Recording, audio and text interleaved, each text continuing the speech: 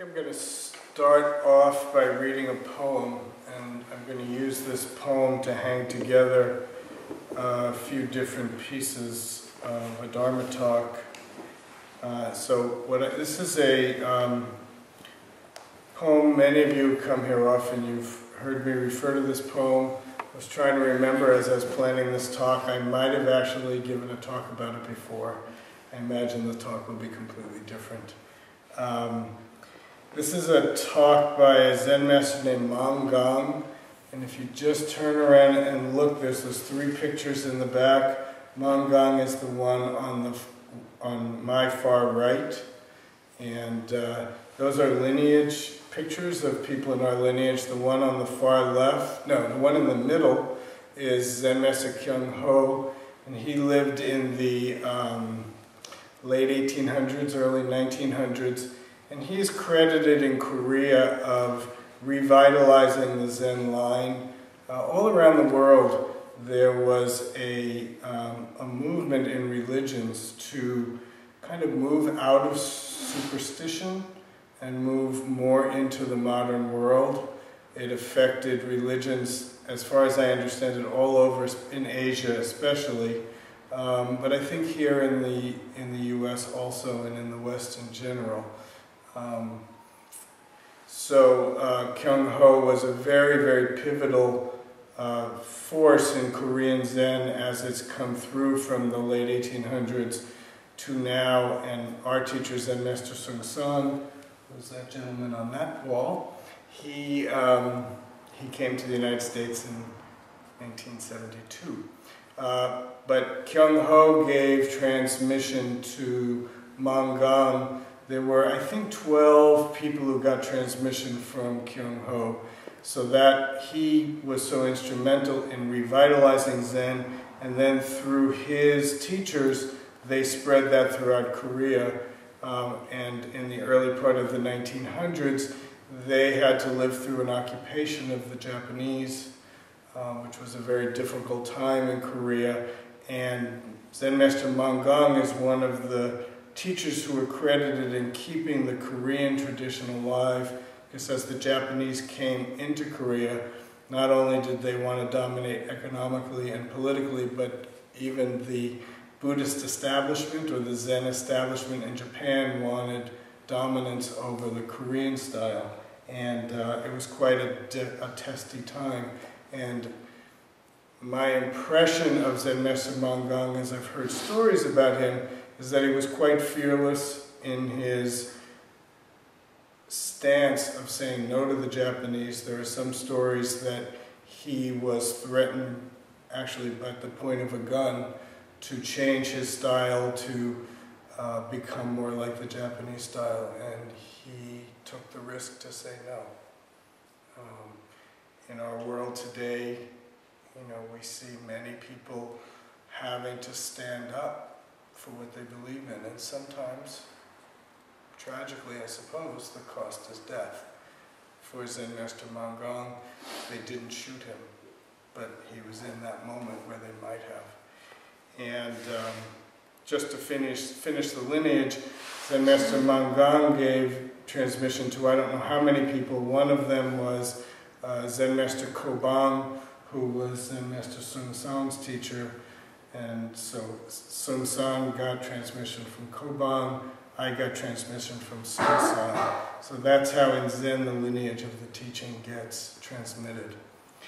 So anyway, this is a poem by Zen Master Bon Soeng, and it's called Prajna Ship.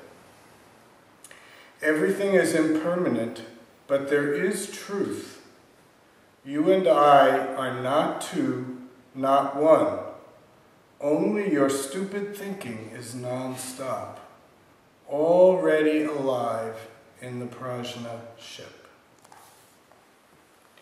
So you'll hear those lines again as I go line by line and talk about them. But just to start off, the general form of this kind of poem, these 4-line Zen poems have a particular structure to it. The first line generally is a line that maybe we could say represents our suffering world. The second line starts to raise a question about it. The third line's point is to stop your mind. And the fourth line's point is to express the truth of enlightenment experience. Or you could sometimes say, maybe better said, just like this mind. Because if I give you this line that it expresses enlightenment mind, that gives you this idea of something very special, maybe mystical, maybe very esoteric. But Zen is not about those things, although sometimes they're included. What's most important in Zen is clarity and how you live your life in this very moment that you find yourself in. So that's the direction that this poem takes us in. So the first line is two parts to the first line. Everything is impermanent, but there is truth. As I've been thinking about this poem, that word "but" is actually a little bit confusing to me. I don't know the Korean, so I don't know exactly what they translated from. But this word "but," it's interesting, but I'm not sure that it quite says what it needs to say. Where I want to start, many of you came later from when we started our chanting tonight.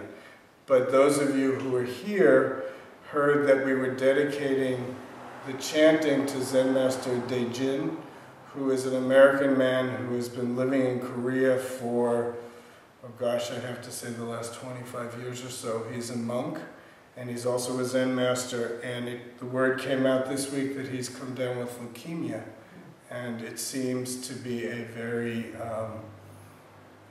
the possibility is that it's quite a bad kind of leukemia. So this first line where it starts with everything is impermanent, what better way to recognize impermanence than to recognize the impermanence of our own lives? Daejin's name is, I don't know exactly, but I think he's close to my age, which would mean he's close to 60. He's your age? Okay, so that means he's 54. Those of us who are getting close to 54, or maybe past 54, and those younger, you don't expect to die at age 54. You don't expect to have cancer at age 54. You don't expect, we all have this idea that our lives go on.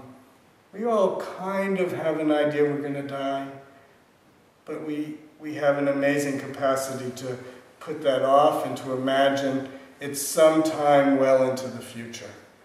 And I suppose it's very difficult for us to hold the reality of our own disappearance. Buddhism starts really with this phrase, everything is impermanent. That's where Buddhism begins. And I think what that means is Buddhism grew out of the human need to deal with impermanence because we don't like it. We really try very hard to make it go away. Sometimes we think if we get a good job or if we have a nice relationship, we get our needs met, somehow we set up our life in such a way, impermanence will be kept at bay.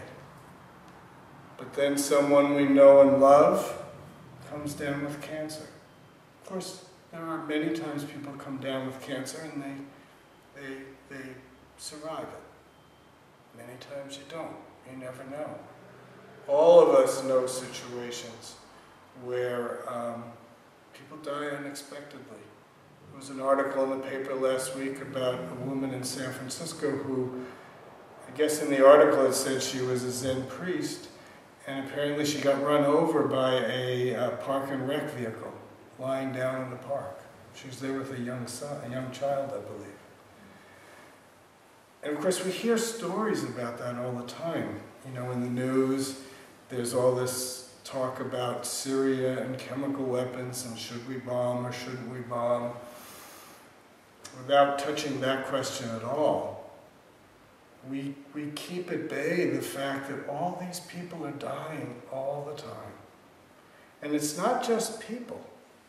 Things in our lives that we attach to, we think are important, and we start to contract around them because we don't want them to go away. The Buddha said we suffer because we don't have what we want, or we suffer because we have what we want and we're afraid to lose it. Because day in, day out, moment to moment, we have to deal with the truth of impermanence. So this line says everything is impermanent, but there is truth. It's as if impermanence gets rid of truth. So they have to remind us there is truth. But impermanence is truth. There's no way to shake it. Everything in the world that we know is born, has whatever lifespan it has, whether it be the one day that a mosquito lives, or I just saw they did some studies about the redwoods, and the oldest redwood that they know has lived at 3,000 years, over 3,000 years. But eventually, even that old redwood will die. Everything in our known world is born, lives a life, and dies. Everything. Nothing has escaped. Even as far as I understand what science believes and understands about the universe itself, it was born, it will have billions and billions and billions and billions and billions and billions and billions and billions and billions of years of life. And we can't even imagine this, but it too will disappear. One of the big questions I had as a high school student was, if the universe began with the Big Bang, what was before it?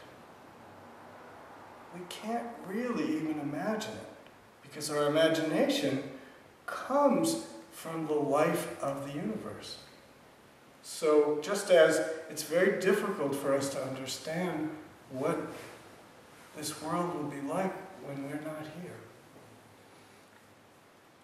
I know the experience of 30 years ago, my father dying, and looking at how much has happened over the last 30 years that he missed. All of us. We enter the script in the middle, and we leave the script in the middle. It's impermanent. And Buddhism grows out of this reality. This is where our starting point. So in the First Noble Truth, the Buddha says life is, it's translated in many ways. In Sanskrit, I believe the word is dukkha. Usually we say suffering. Often it's said, dukkha is translated as unsatisfactory. Because everything is constantly appearing and disappearing.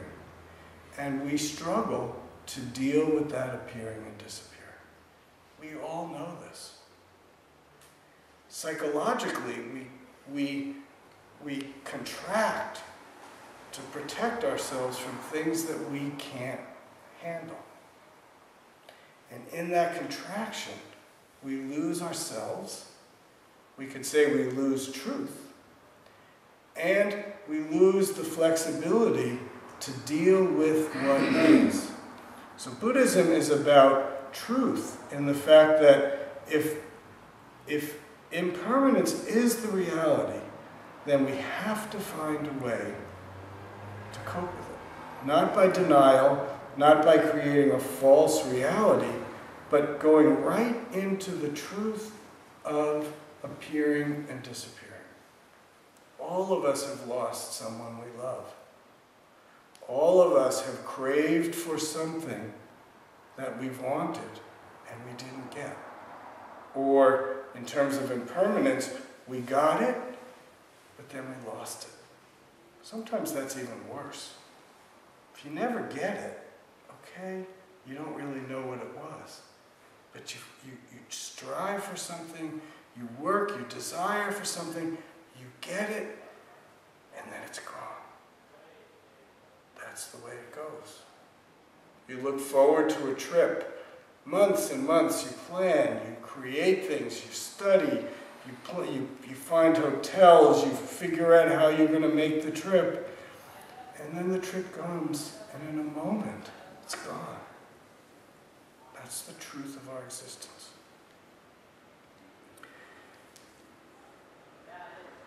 When we talk about truth from a Zen perspective, Zen Master Bon Soeng had a lovely image. He talked about a movie.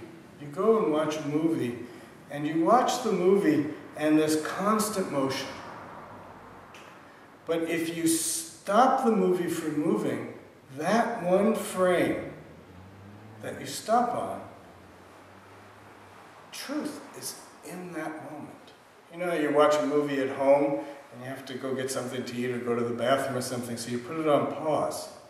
And suddenly, it's frozen. And in that frozen frame, you can see things as they are. Once the movie begins again, everything's changing. But when you stop it, there's an ability to see what's truly there. What we learn from our own Zen practice and in the Zen teachings is that our minds have an incredible capacity to distort reality. Our thoughts, our ideas, our fears, our concerns, our desire, our conditions, all of these things conspire in our thinking mind to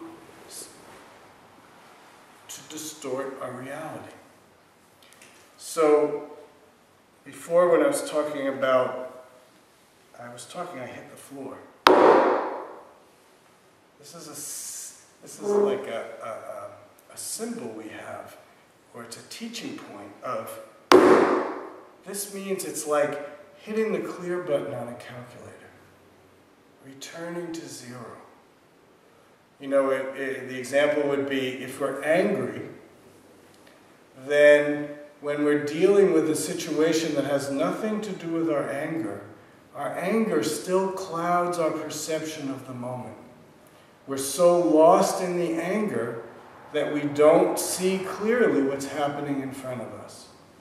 And if Buddhism has anything to say about dealing with impermanence, the first thing it says is see things clearly as they are. So we talk about hitting the clear button, returning to zero, letting go of the anger so that we're able to see what's happening in the moment.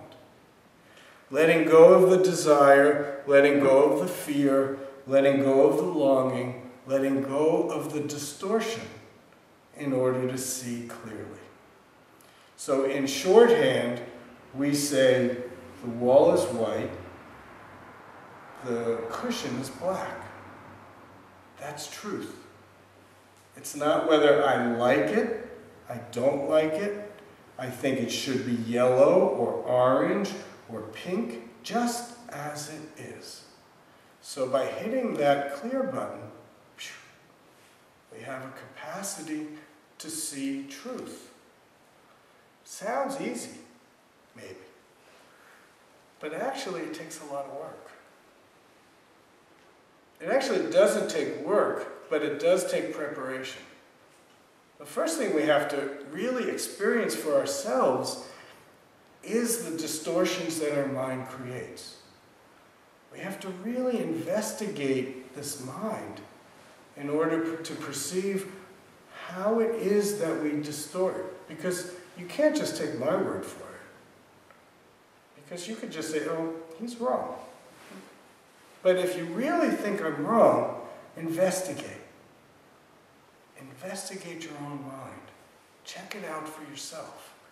And I'm pretty confident that when you do, and if you're open and honest enough with yourself, you'll begin to see the distortions that you make based on your past conditions, the conditioning that your life has given you, the story that you buy into, the desires that you have, the fears that you have, all of the mental makings that we have. So to be able to perceive truth, we have to stop. And a lot of the training we do here in this room is about learning to stop and practice stopping. All of us, I would imagine, saw during the 25 minutes we were sitting how our mind wanders, how our minds make things, how our perceptions are colored by our feelings and desires. And learning to return to the moment, return to this place, is a very critical part of our Zen training. You and I are not two, not one. If we're not two, one, two. If we're not two, and we're not one, what are we? In the interview room, that's a koan question we ask. How do you respond? If we're not two, and we're not one, what are we? I mean, if we pull this apart intellectually, it's pointing to the fact that in our human experience, we see ourselves as this isolated being. I'm over here, I'm affected by stuff out there, I'm affecting stuff that's out there, but I am this individual separate from the whole. I think back in the 1950s, there was a lot of philosophical discussion about alienation, loneliness, and the despair of being an isolated individual. And that fits in many ways the concerns of Zen, where we get locked in this bubble of a fantasy of I am separate from you. I am separate from the universe that I exist in. But this line points to the fact that it's not true. Of course, very simply put, my actions impact you. Your actions impact me. So to say that I'm separate from you or you're separate from me actually misses quite a basic truth. And though it feels like these boundaries of our skin are very solid, they're not quite as solid as we think. Certainly if I have a cold and I sneeze, I pass that on to you, you pick it up, you got it from me. But of course I got it from somebody else. And in Zen and Buddhist teaching, the teaching is that nothing is separate from everything else in the universe. Everything grows out of conditions, past conditions.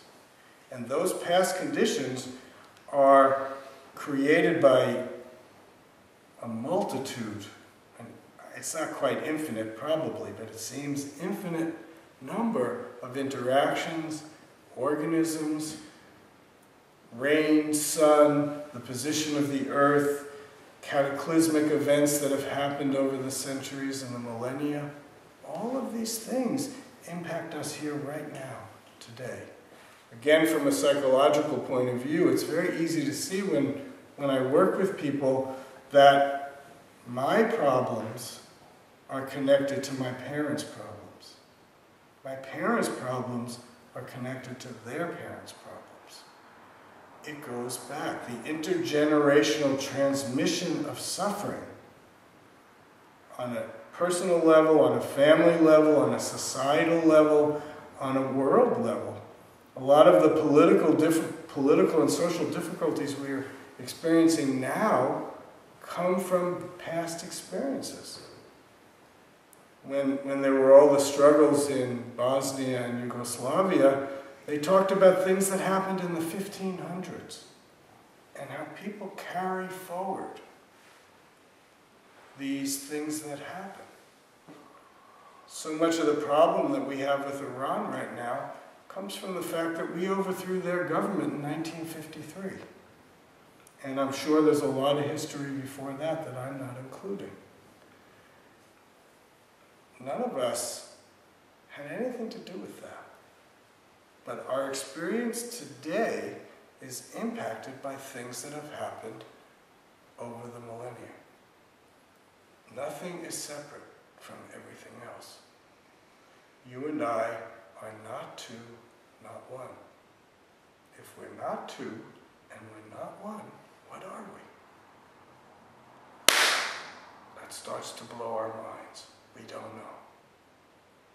And this not knowing is, I've talked a lot about a lot of critical points in Buddhism and Zen practice, but not knowing is the fundamental stance of Zen practice. We don't understand. And rather than trying to understand, trying to solve the problem with our understanding, we let go and investigate things as they are. I love this line, only your stupid thinking is nonstop. Because it touches everything. First of all, the experience that I know quite well of the thoughts going on and on and on and on and on. And I had a friend at the Zen Center when I lived at the Zen Center in 1979, so what is that, 34 years ago, something like that, 36, whatever it is. And we talked about how it goes on and on and on and on, and now 36 years later, it's just on and on and on and on. And inasmuch as we get caught in that thinking and feeling, we lose contact with things as they are. So our practice is oriented towards not getting trapped in our thinking. If we get trapped in it, if we buy into it, if we believe it, we're lost. We're lost in that stupid thinking. But like any good alchemy, through practice we could turn that stupid thinking into clarity, into wisdom, and into understanding and compassion. That's the Zen life. Turning composting that stupid thinking and turning it into clarity, wisdom, and compassion, so that thinking can stop. We can see clearly, hear clearly, taste clearly, touch clearly, and live with wisdom and compassion. Which leads us to the fourth line, already alive in the Prajna Ship. Prajna means wisdom. And this line points to the fact that we already have it. It's not like once we do this work, we'll become it. The beautiful fact is we already are it. We're returning to our own true nature. We're returning to what is. And the life, the way that Zen practice comes to life is how we live our everyday life. What are we doing in the moments of our life? How do we take our experience and bring joy and love and compassion and wisdom into our life? We all know what it's like to bring the unclarity of our fear, desire, and delusion and lay that onto the situations that we're in order to satisfy our small needs. What it leads to is more suffering for ourselves and others. And the challenge of our practice is to turn that around. I want to finish with, it's not really a story, but this past weekend I was out of town and I was doing a wedding for somebody I know. I was doing her wedding with her new husband. And as we were preparing to do the ceremony, the person has a Jewish background. She didn't grow up Jewish, but she has a Jewish background. So they decided to put into the wedding the ritual of breaking a glass. For those of you who don't know, in Jewish weddings, they usually end with, it used to be the groom, now it's generally the bride and the groom both, stomping on a glass. And the way I used to see it, we didn't do it this way over the weekend, but it would often be a light bulb. And it'd be put in wrapped in a napkin or a bag, and when you hit it, it pops. So it gives you a nice explosion. But in this wedding, we used glasses that were particularly made just for this experience. And so they asked me, because the person wasn't practicing Jewish, and I grew up Jewish too, but I also am not practicing Jewish. They asked me, well, what's the meaning of breaking the glass? I don't know. Actually, I knew a little bit because I've been asked this before when people have put it in their ritual. So, of course, first thing I do is go to the internet. I start looking. But the other thing I did is I have a very, very dear friend who lives back east, and he practices the Jewish religion. And I asked him, because he's a para-rabbi, he's gone through some training, and I thought, well, maybe he would know. And apparently there's a lot of different reasons that they do it. So there's no really one meaning to it. But the one that I grabbed on, and I think it's pertinent, it was pertinent for the wedding, and I think it's pertinent to end this talk with, is how to say this. Basically, you break the glass because the world is already broken. So even right at the very beginning of your marriage, you're reminded that the world is already broken. And as I talked about it with my wife, we were working with this metaphor, and what she came up with was that, well, that means that nothing is perfect. It's a fool's journey to try to make it perfect. It's already broken. Zen Master Bon Soeng used to say, to tie back to the first line in this poem, he used to say, you're already dead. It's not a matter of if, it's just a matter of when. And when it comes to anything in our human world, it's already imperfect.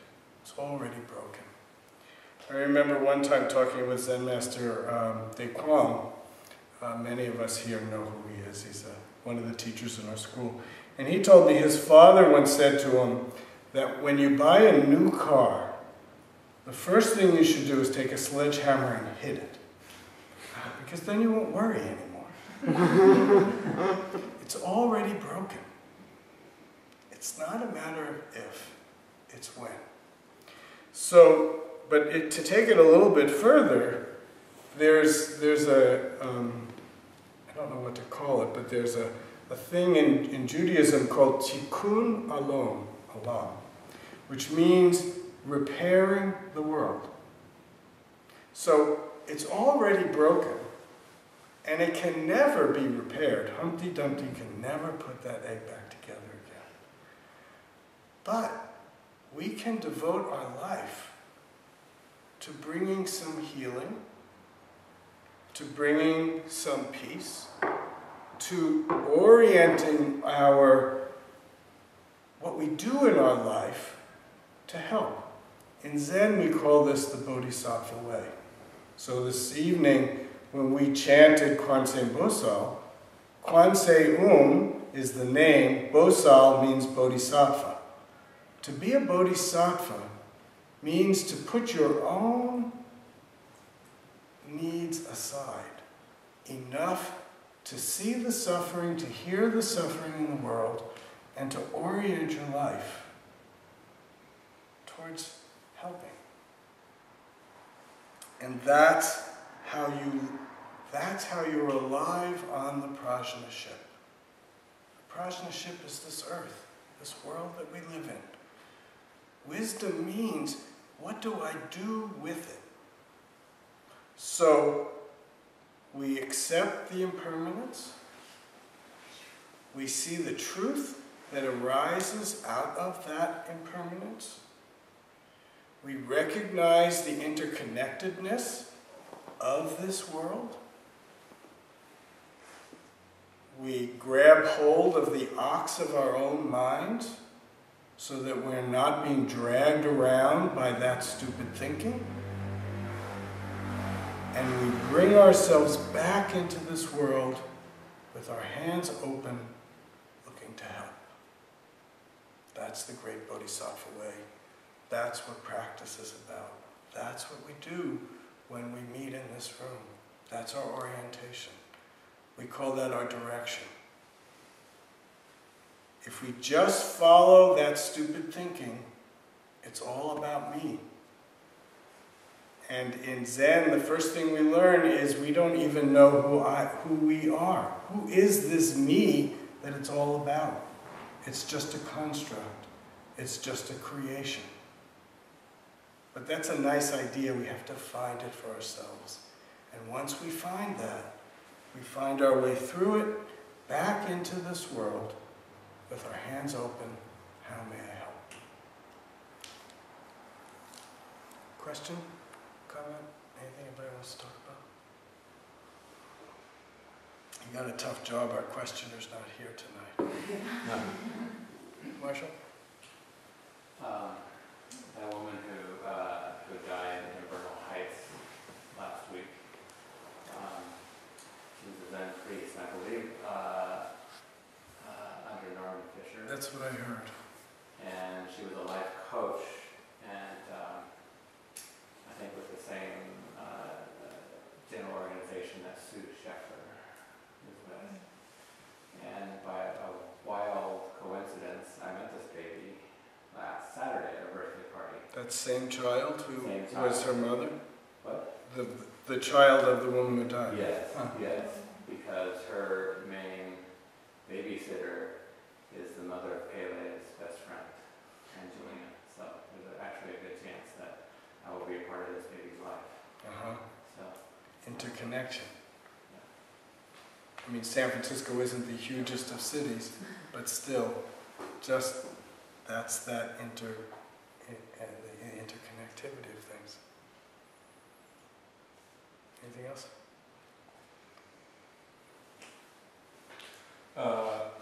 Two things, or I guess a comment first. When you're talking about our mind creating all sorts of delusions or convoluting things, when you mentioned Humpty Dumpty, it recently came to my attention that at no point during that nursery rhyme does it mention he's an egg. It's just like, and yet I always picture that guy as an egg. He can't put himself back together. Yeah, he can't put himself back together, but not necessarily. Anyway, I'm struck by, or a little bit confused by this idea of progress in Zen versus the idea that we're already alive on the Prajna Ship. It seems like we need a lot of practice, and there is some sort of growth or sinking or developing or something as one matures in practice, but then there's also this idea that it's right there. Yeah, in front of we you. already have it. We already are it. The only thing is we don't realize it. Yeah. So if there's any practice, if there's any progress, it's just coming to the reality of that truth. Mm-hmm. But we don't gain things in our practice, and therefore we finally gained enough that we're complete. Mm-hmm. Okay.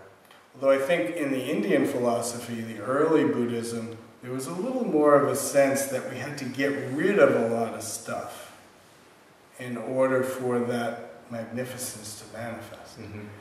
I think the Chinese philosophy brought it more into, we already have it, we just have to return to what we already are. And through a practice, one develops the ability to do that more often, more consistently, and then, yeah, I get stuck. It feels like that's gaining something. You're like, right. Yes, my stupid thinking is yes. Thank you. Non-stop. I didn't even have to hit you myself. I mean, there's, because there's truth in it. Yeah. I mean, in the gradual sense, we do get more facile at returning to what's real. Mm-hmm. We do get better not being fooled by our own thinking. But that's kind of in the realm of time and space. On the deeper level, it's already there. But our human experience may be that more and more, that picture on the wall, I mean, that's kind of a takeoff on it, but the 10 ox herding pictures, there is the point in practice where you've got to grab the ox by the nose and subdue the wildness of the ox. There is as part of our practice, we have to tame our passions enough that we can then use them rather than be thrown around by them. Mm-hmm.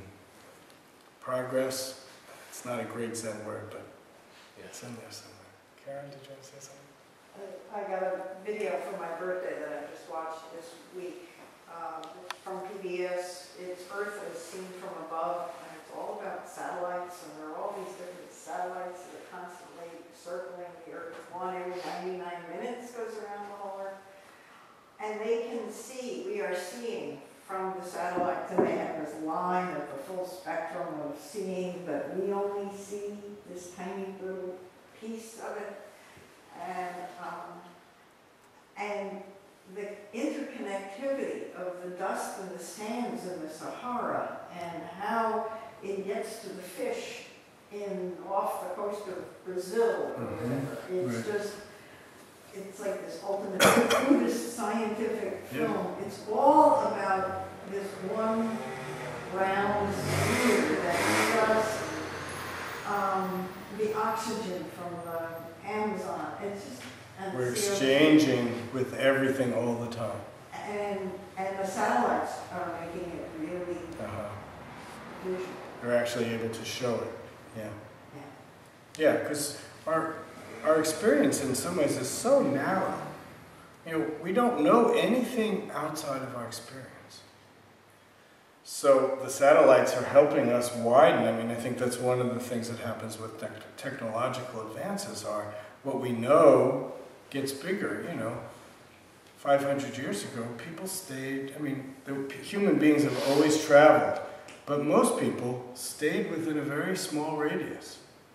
Few people would go out and travel, and there was a lot of transmission of ideas and goods and services and all that. But most people stayed very, you know, you knew your home and that was it.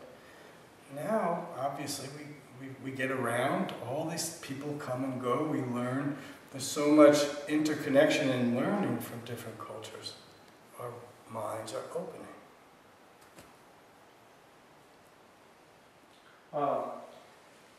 Thank you for the talk. That was wonderful, and it's reminding me of some lyrics from a Leonard Cohen song.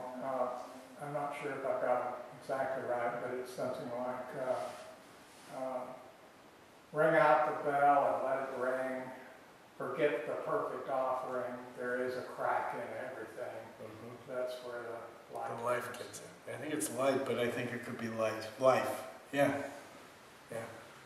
It's that crack. It's the crack, yeah. There was a time I was a carpenter for a long time, years ago, and I was building something and it was imperfect from the start. I mean, I wasn't doing a great job. I knew all along that I could hide all the flaws in it, but I was having a really hard time with it, and somebody told me that in the Hopi tradition, in any piece of art, they always build in a mistake. And in their view, the spirit gets out through the mistake.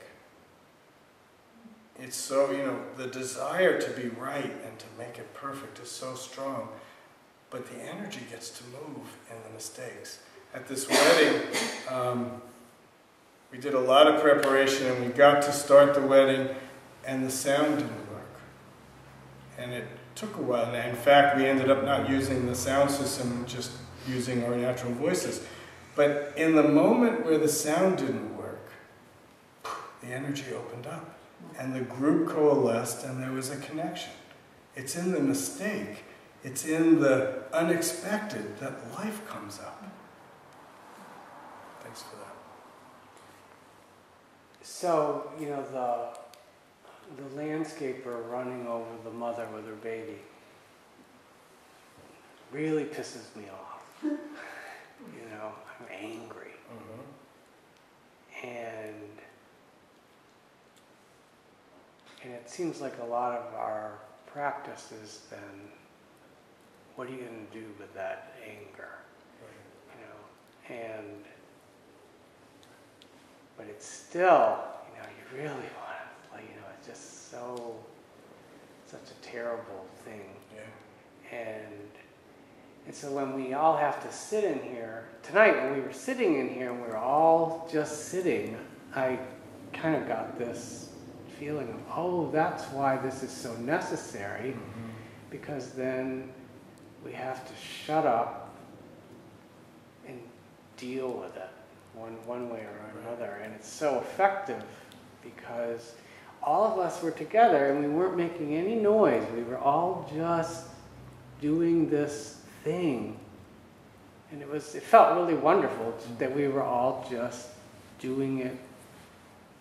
Whether we were doing it together or not, we were, because, but Well, we were impacted by each other's practice. Yeah, I think the greatest impact is, for me, was everybody just had to keep their mouth shut.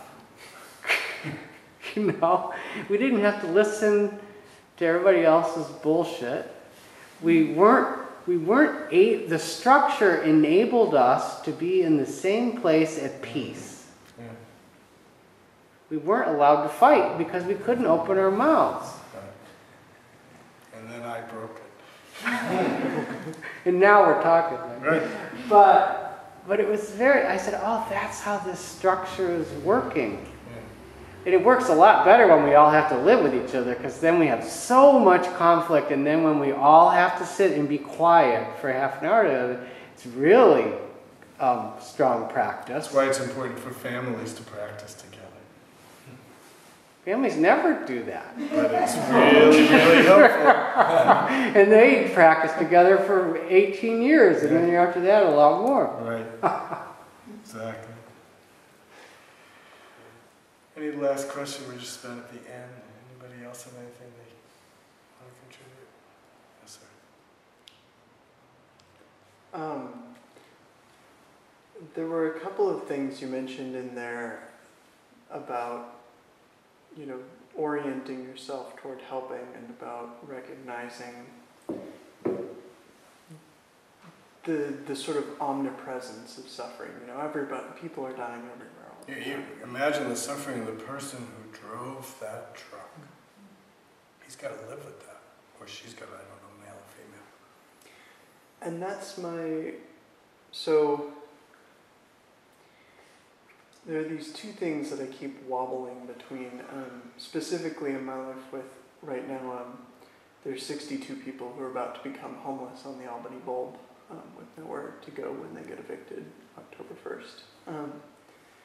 And I find myself either trying to make myself comfortable with ideas, like